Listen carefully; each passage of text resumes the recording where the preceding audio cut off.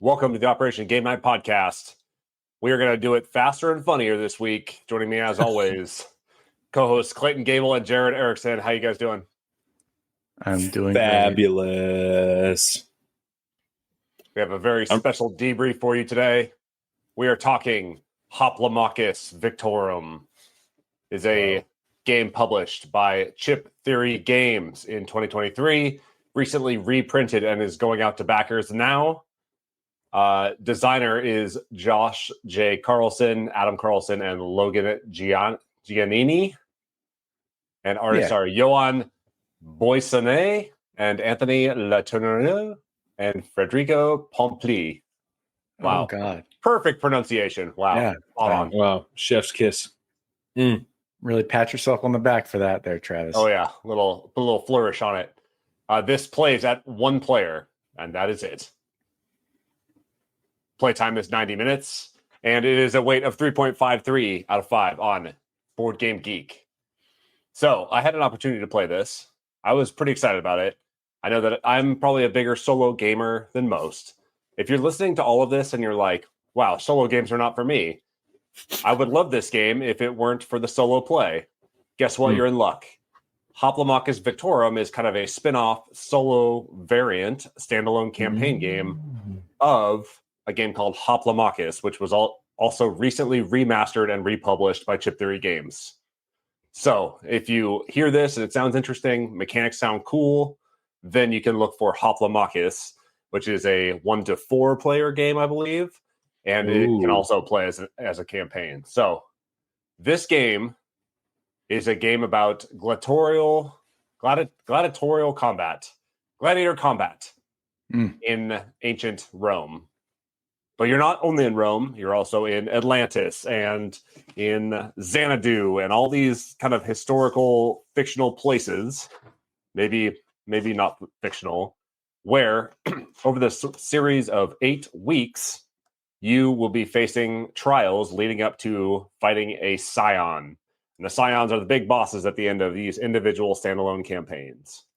So the Scions that you are facing can be Pluto, a Hydra, Zahak, Itzum Cab-Ain. A lot of names that I cannot pronounce. But I was going to applaud you on those. I feel like you've practiced, and well done. Keep going. I Keep going. did my best. You're being very brave about pronunciation today. Yeah, you're crushing it. I'm really taking some swings. Keep going. Really taking some swings. So, primarily, you or your troops are going to be battling in this arena. And the arena takes the shape of some playmats that are gorgeously printed and produced by Chip Theory. I just want to give a shout out to the production on this game. The box is super nice and thick. Okay. You pop the box off, and this guy is staring you in the face. It's like this organizer thing that looks like it's made of marble. Okay. It has Hoplomachus Victorum like engraved on it, or at least embossed on it. You open it up, and it contains all of your campaign chips. So when I'm done with the week for the campaign, I can pop this lid back on, throw it back in the box. Don't have to worry about it getting jostled. The next time I'm ready, I just pull this box out, take the top off, and I'm ready to rock. Beautiful. Pop the top. Every single one of these, this is not like the super deluxe version. This is just the base level version. Comes with this nice, super huge play mat that you can see on the photo there. It's nice and neoprene, okay? And it's got slots for all your cards and everything. It's got a world map so that you can go on these adventures across the world. And then your individual battlefields are also on double-sided printed neoprene mats with hexagons printed on them. Okay, so all of this lays out there. As with most Chip Theory games, the chip quality is super nice and clicky-clacky, nice and heavy-duty, and the iconography is beautiful. So what are you doing? You are working through the different portions of this campaign, right? You pick one of, I think there's 6, maybe 8 different champions You pick one, and they each have their own stats and abilities and ways that you can level them up. And you are going through these 8 different weeks or these different like kind of fights, right? So you choose a region that you want to venture through, whether that's Hades, whether that's Xanadu, whether that's Atlantis, whatever it is. Then you are going to resolve your encounters. So each week is a different type of encounter. And there's skirmishes, which are small fights against like a small amount of enemies, you versus many. There are battles, which have many enemies, and you bring allies and stuff with you. There's a champion, which is like a one-on-one fight that the opponent is super tough. You might get to bring allies with you. You might need to level them up to overcome this. There's trials, which are like puzzle-like challenges. Like, can I make this amount of moves to get rid of all of these opponents? Or there's events, which are like big narrative moments that help progress this narrative storyline forward. And so setup is super easy. You put your character down, which looks like a chip. Chip has different symbology on it. And then you kind of just work your way through the scenario and try and achieve the objectives of that individual week or that scenario until the end of the 8 weeks, when you finally face the Scion. And the Scion is the big bad for the end of that campaign. And that's typically a large battle where they're throwing everything at you with multiple adversaries, and you're trying to wipe out this big bad and move on to the next leg of the campaign. At the end of each of these different like weeks or stages of the campaign, you're getting more stats, you're improving your attack power, you're unlocking new abilities, and your character gets stronger. Is this meant to be played like you go through that whole like boss battle phase in like one sitting? No. Then okay. Yeah, so it's supposed to be played as a campaign where over I suppose you could do multiple legs of the campaign or chapters. Mm-hmm. I think they're called like advents or something in the rule book. You could do multiple in a row if you want, but they take a while, right? Like you are chucking a lot of dice, you're resolving combats. It takes a while to work through one of those. And by a while, I mean, it says playtime is 90 minutes. That's for the entire like campaign. If you can sit down and dedicate an hour and a half, you can make it through, but you're probably not going to get the same effect as like breaking it up into smaller play sessions, which is why they have the organizer that fits so nice and you can kind of tuck it away. So yes, you could run through all 8 weeks and the Scion. It's supposed to be 90 minutes for all of that, or you can break it up into smaller portions, kind of get a little bit of like a lengthened story. You can develop your character out as you go along. And of course, like it comes with a writing pad where you can track all the stats and everything between weeks if you want to put it away. So this game is like very highly produced, very clearly thought out. I could get into combat rules and stuff later on, but any other questions about the premises? And like the like production is very like beautiful, but also simplified. Oh like, yeah, it seems like you could get like some minis going on, and if you wanted to get really into it, is there any like Kickstarters or anything already going for these ones? Yeah, so this republishing of Hoplomachus Victorum was via Kickstarter. So they didn't do a whole lot to this one. I know they remastered the Hoplomachus like multiplayer version, and that includes like a solo variant, a multiplayer variant, and a co-op variant. But I don't know the differences between the different editions. I haven't really researched that yet. But this is like just the solo only. I want to pull this out on a table and play it by myself, or keep it out on a table somewhere. It doesn't take up that much space. Yes, you could upgrade this into minis, and it would end up like a box like the size of Gloomhaven, because there's so many like different chips and stuff and different enemy types and everything. You could make it super fancy if you wanted to. But that's the thing about chip theory is like their production, while it is nice and beautiful and high quality, they are so economic about the space that they use. So like, I just want to show you like one more. And maybe that's my own ignorance, because chip theory automatically makes me think, oh, duh, chips. Yes, it is. Right? All their things are probably chips, huh? Yeah, so they have like, this is one of the packs. Wow. Yep, I'm an idiot. Okay, beautiful. Thanks, everybody. I'm going to kindly see myself out of the podcast now. Thanks. Yeah, so they have great production, and all the chips are like super well printed. They're legible. You can put them down, and they have like symbols on them for the different attack power, movement, all that good stuff.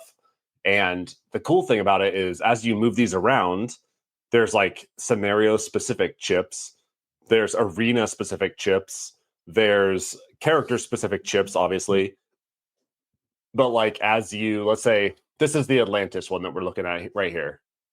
One of your characters moves onto a special space in the middle of the arena, and the arena has a special ability that says anybody that lands on this space claims a trident, and that trident can be used for attacks. And so you are moving your character around, you're trying to outmaneuver the other people to get to that middle space, equip the trident, which is its own chip like that, and then you can continue on battle, and you kind of keep track of how many wounds your characters have and stuff by those. See the red chips on the right side? Those are like wound chips, and you will stack your Counters, character yeah. on top of those to count them. Yeah, so you're kind of shuffling these chips around like you're like at a casino, right? But it's really easy to keep track of because you can see like, hey, my stack's getting pretty high with a lot of red underneath it. I'm probably not doing so hot. I might need to heal up. I might need to find some ways to mitigate this damage that I'm taking. Are the blues like attack power? Yes. Yeah. So you can like find enhancements and stack up these different chips that mean different things. And then just blast them. And then blast them. Oh. And this is a lot like Too Many Bones. Combat is largely a dice chucker, right? So you get a whole bunch of dice in your hand. You chuck them all at once. There's dice for like special abilities. There's dice for raw attack power. And you're rolling those and resolving based on the pips that you get. So it's really like the combat's super simple, just like Too Many Bones. But the change in this one is like honestly, it's not all that different from Too Many Bones. You're still leveling up your character and developing new abilities and stuff. This is just kind of different theme, different style of combat with the different events and stuff. It gives you a new story. And it's still so easy to manage just based on production and symbology. Travis, I want to push back a little bit on something you said. You said the combat is easy. Now, I have a feeling that's not entirely true. While the actual chucking of the dice might be easy, I see a lot of keywords and a lot of special abilities that probably drive a lot of tough decisions. And what scares me, it seems like a lot of upkeep and maintenance, trying to read through the rule book to remember what this ability does, that ability. So while the actual chucking of the die may be a pretty streamlined portion of the combat, I mean, the whole game is combat. And with a 3.8 weight, I assume it's not that simple. But they have like a score sheet of sorts that helps you kind of manage the upkeep, I imagine. Yeah, so stats are pretty easy to keep track of. You're right, Clay, that there are a lot of special abilities. The good thing is you're not digging through rule books for special abilities. They do have reference sheets in the back of the rule book that are pretty well organized and pretty clear about what each bolded word means, right? So as you go through as you go through the rule book, you're like, I'm resolving combat, which they have a nice like flow chart on the back, okay, that can help you keep track of where you're at in that stage or that turn. And then in the rule book, you hit a bolded word that says, sail between harbors, and it's bolded. And you're like, okay, what does that mean? Then you flip to the back and it says sail between harbors. So while it is the process of chucking dice is simple and resolving pips on dice is relatively simple. There are some complex themes and different like ways that you can enhance that combat versus just raw attack power. And that's where things get a little sticky because the characters, while they get put out there as simple chips on a map, as they develop like special abilities and stuff like that, it gets a little more complicated. And sometimes it is a little difficult to keep track of where those things are at. So you have these nice, clean sheets where you can kind of pencil in different health and stats.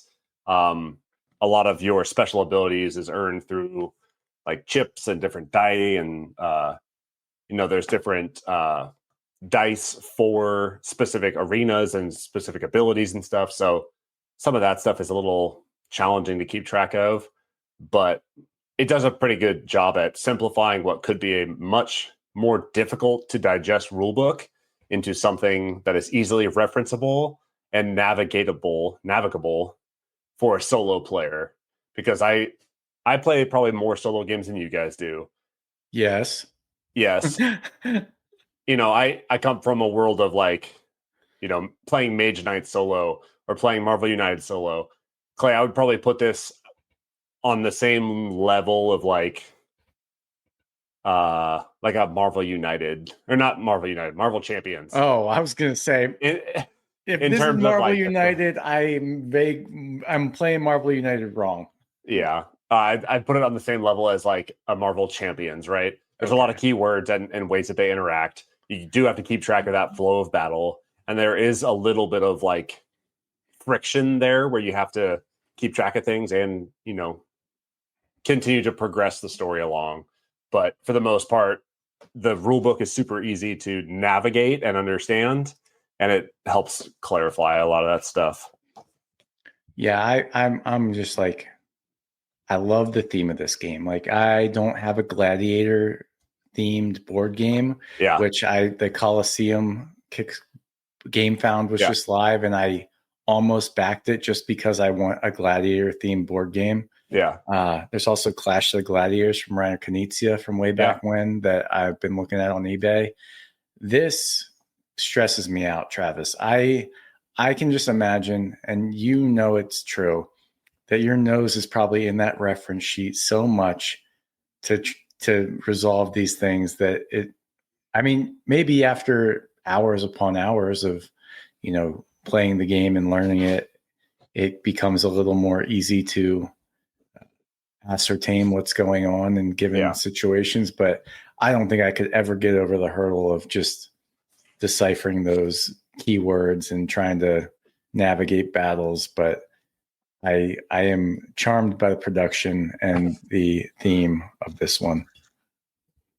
Yeah, I think for those that are coming from a solo player background that are used to, like, if there's nobody else waiting on you to take your turn and you can sit there for an extra 10, 15 minutes to like dig in the rule book for a specific instance or look on the internet or whatever it is, you're not pressured to continue the game moving. So it's like you can kind of take this at your own pace. If you can sit down and play one of the acts or one of the weeks from the Scion, then you're not like rushing into something, right? So it is a game that you take your time with initially, and you get to know the different key terms, especially for that instance or that that play arena or that week's challenge or whatever it is. But after a while, you find those sticking points, those friction points, kind of start getting smaller and smaller and shorter, and then all of a sudden you're just cruising along. So it does take a little bit of growing pain for sure. I will say some of the story is pretty well fleshed out in a whole separate book. It is shorter. It is shorter than the rule book, but it will help. It kind of helps build the story out with like backgrounds on the characters and the lore is good. A little bit of lore about the different characters that you're interacting with, and like these are all the epilogues, right? So you like play the encounter, whatever it is, and then you'll go to the epilogue and read like the outcome if you're successful, and it'll kind of advance the story along for you. So kind of cool. I mean, thematic at least. Is it kind of RPG like, where if you lose, you go down this path, if you win, you go down that path? Yeah, typically it's like, I don't think it's like you lose, you go down this specific path. I think it's more like you lose, you can try that scenario over again, start it over. I will caveat all of this by saying I haven't played all of the scenarios. I haven't played all the heroes. I don't know how all that flows, but at least in my like introduction type navigation of the first Scion, that was not the case. So yeah. So you played through a whole Scion already? I did, yeah. So I played as, and that's supposed to only take an hour and a half. Depending on your pace. Like mine was pretty. I was a little slow going. Tell us your pace, Travis. How long did it take you? Yeah. How long per Scion?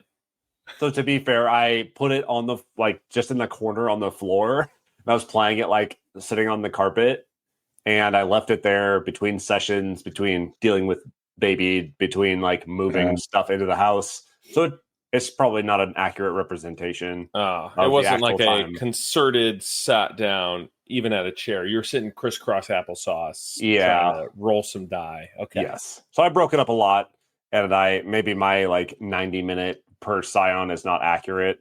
But yeah, I really enjoyed my time with it. I'm definitely going to go back for the other Scions and different champions. I don't know if I'll play like a whole campaign as one champion and then try a different one, or if I'll try and like switch it up a little bit.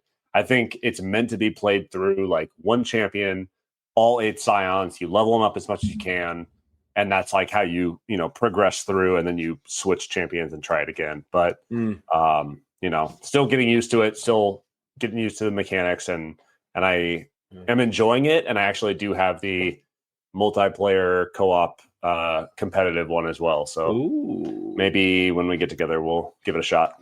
I think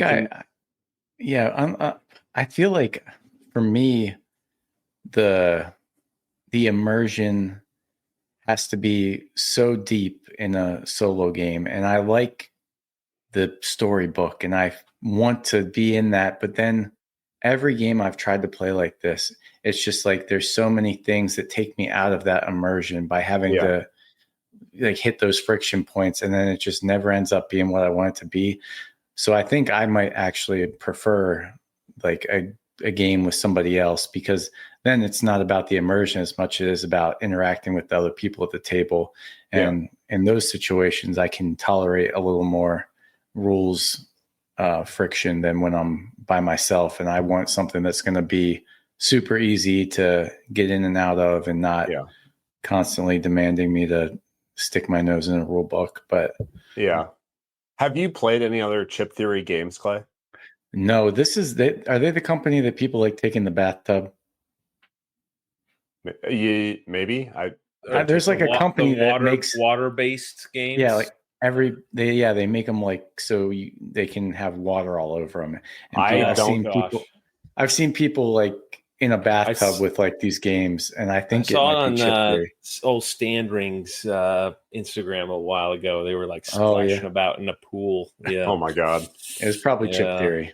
Yeah, probably. It is that high level of production. I will say they make games that are very deep in rule sets, like not complex, but there are a lot of rules, and like Too Many Bones, while it is like a big dice chucker, there are a lot of things that you have to navigate and kind of manage as you go along, as you upgrade your character.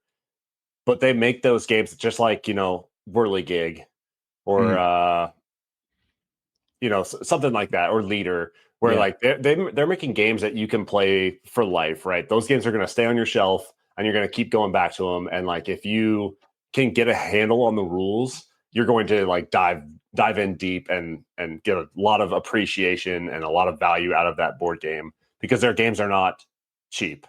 Like for some, the Chip Theory games would be prohibitively expensive because that production quality is so high. But these are games that you can play over and over and over again. You can get a lot of value of, and then you pass them along, and they're still in great shape because this stuff is not meant to deteriorate as you play it. So there's pluses and minuses to both. It's a lot of plastic. It's a lot of rule sets. It's a lot of like investment of time to learn the systems and to get the enjoyment out of the game. But it can last you a long time, and it can be like one of those lifelong games that you keep going back to. It's a lot to chew on, Travis. It is a lot. It is a lot. Well, maybe you can make a dungeon crawler out of me and Clayton at World Series. Yeah. We'll give it a shot. I look forward to it. Me too. So anyways, thank you for introducing us to this game. This was incredible.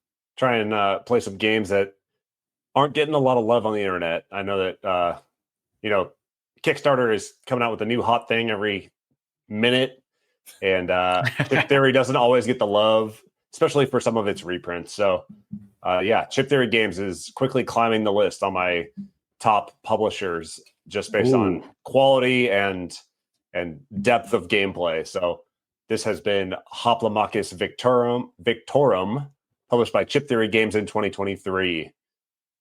And for OGN, I have been Travis, he has been Clay, he has been Jared, and we are out.